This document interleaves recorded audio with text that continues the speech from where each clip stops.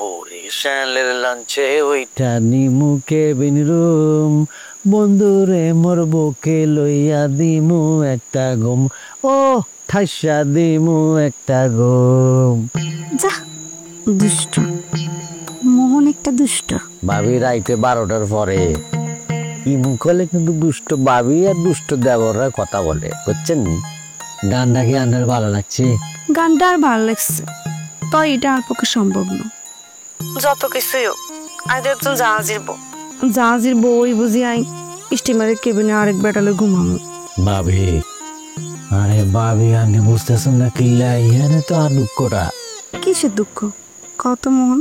ভাবি, আন্নের স্বামী সারাটা বছর কিন্তু জাহাজে জাহাজে থাকে, একজন পুরুষ মানুষ সারাটা জীবন মনে করেন সারাটা বছর একলা একলা থাকে কেমনি?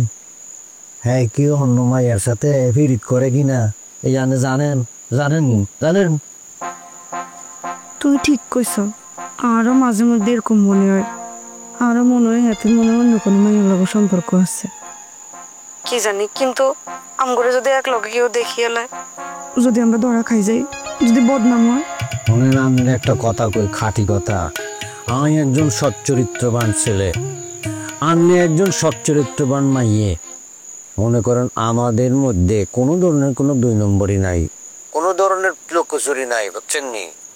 আগো মধ্যে কোনো ধরনের কোনো 2 নম্বরই নেই, অসত্যতা নাই। ঠিক বলছি না ভাবি? তা অবশ্য তুই ঠিক কইছ। তুইও চরিত্রবান, আইয়া চরিত্রবান। তুইও সৎ, আইয়া সৎ। আমি তো এই কথাই বলতেছি, একজন সৎ চরিত্রবান ছেলে আর মেয়ে গেলে কোনো ধরনের অসুবিধা নাই। এতেরা তো লঞ্চের কেবিনে বসি কোনো খারাপ কাজ করতেছে না, এতেরা খালি শুয়ে শুয়ে লঞ্চের বাতাস খাইবে আর ভ্রমণ করবে। এই না, এইয়া মনে করেন নদীর পানি ছাড়া আর সাগরের নোনা পানি ছাড়া কেউ জানতে পারতো না, ওদের জানবে আপনি আর আমি, বুঝছেন নি? এটা অবশ্য তুই ঠিক কইছ।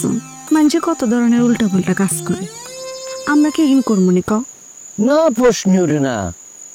একটা কথা জানেননি ভাবি? কি কথা?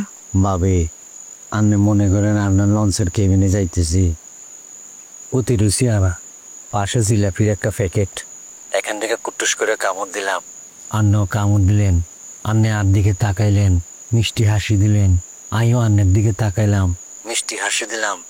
এর মাঝখানে মনে করেন জানালা যে ফক্কত করি বাতাস ঢুকি গেল, নদীর বাতাস। সে কি ফিলিংস, কি মনে হয় আন্নের কিরাম লাগবে আমাকে, বুঝছেন? ওরে বাবারে, তুই কি খালি এটা নি দেখো, আর কিছু দেখো না? হ্যাঁ, না ভাবি, এই দেখি, তবে আরো অনেক কিছু চিন্তা করি, কিন্তু চরিত্রবান ছেলে তো নিজ মুখে সকল কিছু বলতে পারি না আর কি। ওরে শরম রে, থাক, এত শরম করন লাগতো না। তুইও চরিত্রবান, আইও চরিত্রবান। কি কইবা কও? ভাবি, আমার কত কি যে দেখি ভাবি, আমি বলতে পারতাম না আমরা কবে যে যাব। তুই খালি তাড়াতাড়ি ঠিক করো কবে যাবা।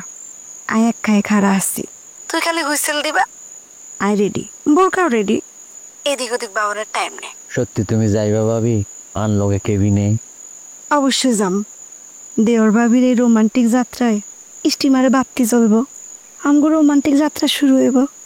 লোহার দেয়ালে লেখা থাকবো জাহাজি রমিজউদ্দিন বউয়ের সবিতার ইতিহাস।